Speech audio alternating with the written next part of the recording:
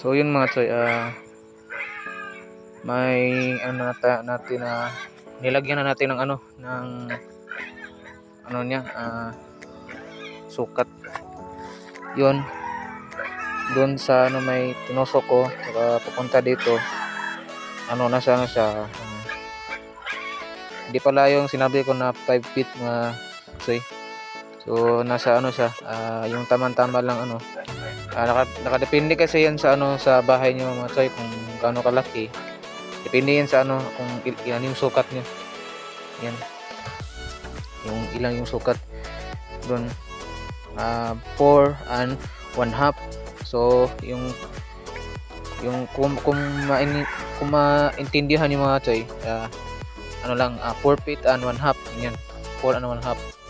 So ilan choy, doon papunta dito rin 4 and 1/2 din mga choy. Yung may tinusok ko papunta dito, 4 and 1/2 choy. So puro yung mga choy, graduado yan 4 and 1/2 yun lahat.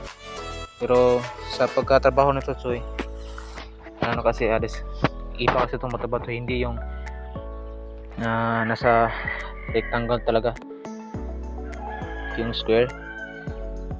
Baka masabi nyo rectangular yung natin, yung pagtrabaho nito pag hukay na. Hindi po mga choy, nagkamali po kayo. So ang style ito mga choy, para mas tumibay siya ng maayos na at umaabot pa sa madaling panahon, na hindi siya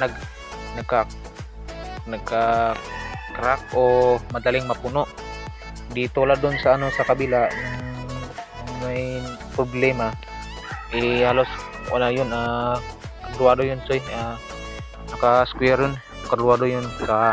Yung pagbutas niya naka-straight lang ganyan yun. So ang diskarte talaga dyan mga choy, pag pag isa ka talagang panday o mason, o kaya tawag nito,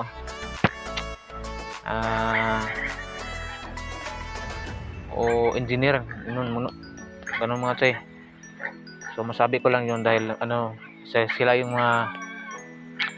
yung may talagang malaking diskarte na lang trabaho sa mga engineering natin, yung sa tawag itong basta yun lang choy, yun lang, basta pagtrabaho nito, hindi yung nakatayo yung bot pag niya, hindi siya nakatayo na paghukay. So ang gamit natin nito choy, para hindi mapuno siya na sa lupa, doon kasi sa pikas nga siya, siya naka-straight lang, saka wala nang siya sa loob, nakahukay na pero wala siyang pinaglagyan na o kaya hollow block o bato, o depende sa style mo choy kung yung diskarte talaga na mas matibay. Pero ito choy, tips ko lang din to para may share ko ninyo kung yung magandang diskarte din. So yun choy, pagkatapos ng nito butas, hindi siya hindi siya naka rectangle na hindi siya naka square yung natin, yung butas choy, yan siya, pabilog yan choy.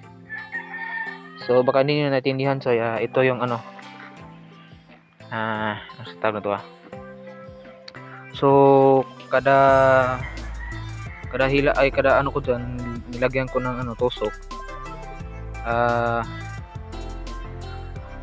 Yung pabilog choy, ganyan choy, yan yun straight lang nila choy, yan yung niya, yung choy, para mas maintindihan mo talaga ito.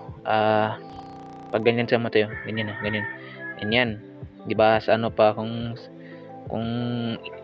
iba yung diskarte, yung trabaho nila, pinagano lang, straight lang nila, straight lang yung pagkukay. Pero sa atin choy, iba tong diskarte natin, ito yung matibay at hindi madaling mapuno. Kasi kailangan kasi ito na mas matibay ito para kailangan talaga ito na matibay kasi ano to CR to eh. So ang pagbutas ng to ay nakabilog siya. So yung ano, ito yung straight doon, pero ang hukay nila hindi na umabot dito to eh. Hindi na, ang ano lang, ang umabot lang, di ba pabilog to eh. Ganyan, pabilog siya. Ganyan, pabilog siya. So ang hukay nila dito sa kaliwa yung nakasintro, yung ano, yung hukay nila dito nakasintro. Kasi pabilog ito eh. Pabilog siya. Pero di na nakapunta dito eh. Hindi na siya umabot dito. Diyan lang sa kaliwa.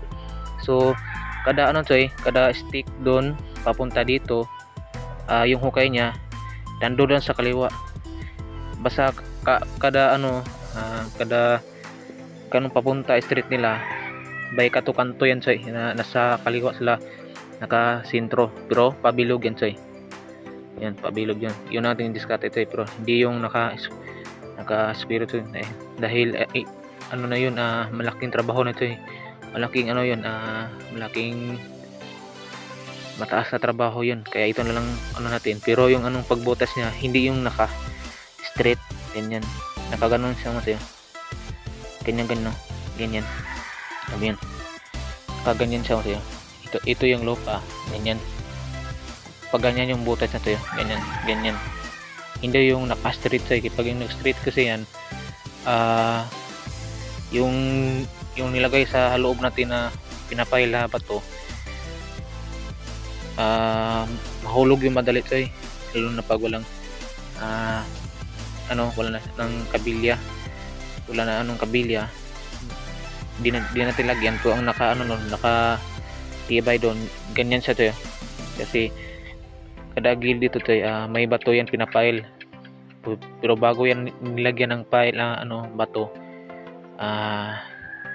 ano lang siya, nilagyan mo na ng ng simento yung halo. So ayun, so makita lang yan sa susunod na araw, sa next video natin, makita lang kung paano gawin. So tapusin yung itong natin itong video natin, panoorin mo lahat para malaman mo talaga kung paano gawin itong ating ibang style na CR natin sa paghukay. So yun lang, so abangan niyo mamaya bukas. So bye-bye, ingat sa lahat.